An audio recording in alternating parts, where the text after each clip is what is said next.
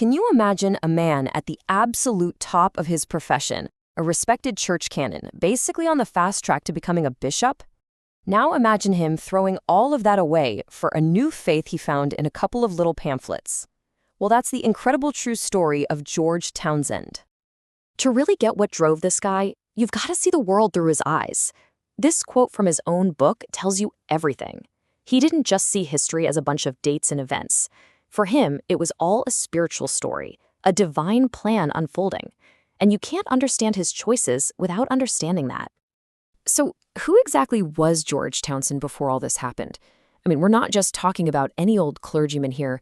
This man was a pillar of the Protestant Church of Ireland, an absolute institution. And look, it's kind of hard to overstate just how big of a deal he was. He was an Oxford grad, came from the landed gentry, he had the prestigious title of canon at the famous St. Patrick's Cathedral in Dublin, and he was an archdeacon. He was set. A bishopric wasn't just a possibility, it was pretty much a guarantee. This guy had literally everything to lose.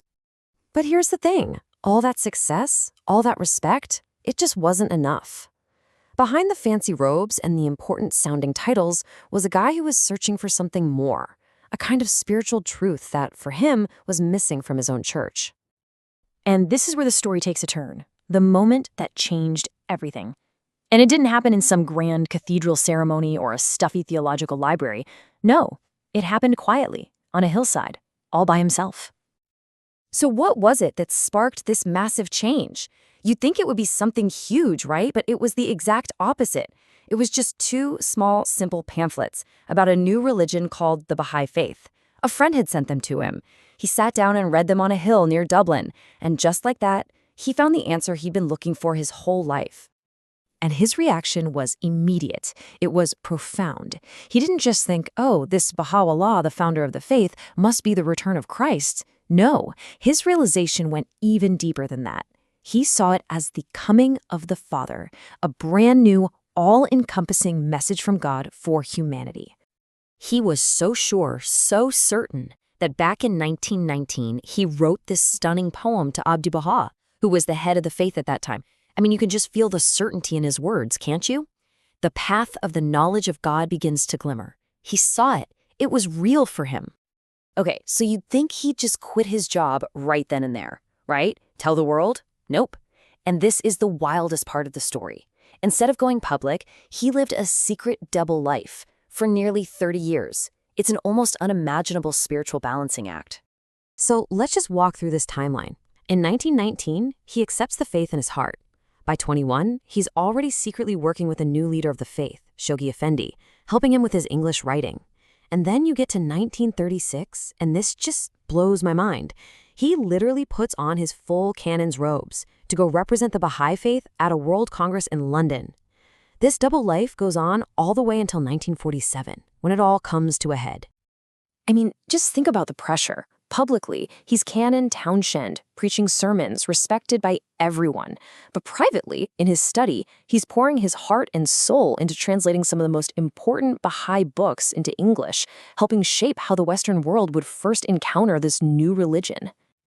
And this quote right here, it just tells you everything about the level of awe he had for Shoghi Effendi, the man he was secretly serving. He saw his writing not just as skillful, but as divinely inspired. He truly believed he was working for a sacred cause.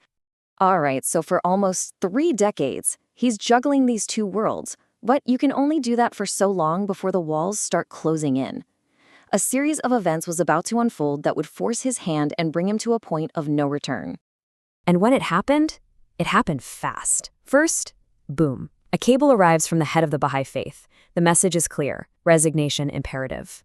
At the exact same time, a clergyman way over in India stumbles across a book Townshend wrote about the Bahá'í Faith and reports him to the archbishop. The church confronts him with an ultimatum: either you publicly renounce this book or you resign. And then the final push comes from the most unexpected place, his own wife. Fearing the shame of her husband having to take back his own words, she just looks at him and says, "George, you should resign." And get this, he was 71 years old.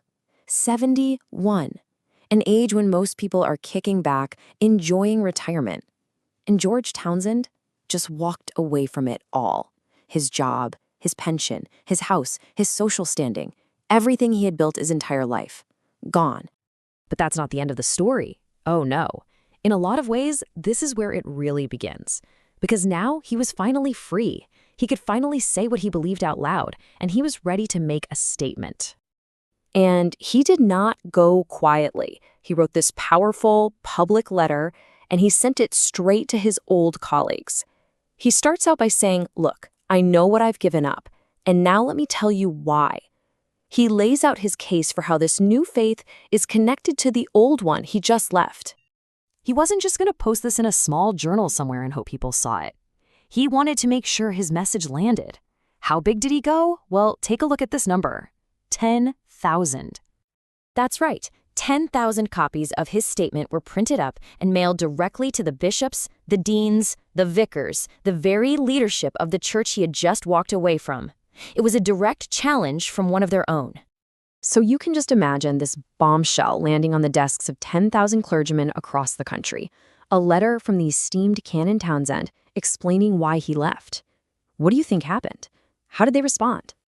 The response was nothing. Silence. Just absolute silence.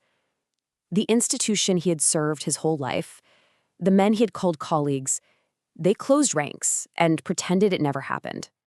But you know, while the world he left behind met him with silence, his new spiritual family saw his act for what it was: historic. Shoghi Effendi himself honored him, calling him one of the 3 luminaries of the faith in the British Isles, a true hero whose sacrifice would light the way for generations to come. And that kind of leaves us with his final thought from Townshend himself. He wrote that you don't unlock the real meaning of holy books with degrees and academic arguments, but with a pure and sincere heart. His whole life was a testament to that idea. And it kind of makes you wonder, in our world today, what does it really mean to search for truth with a pure spirit?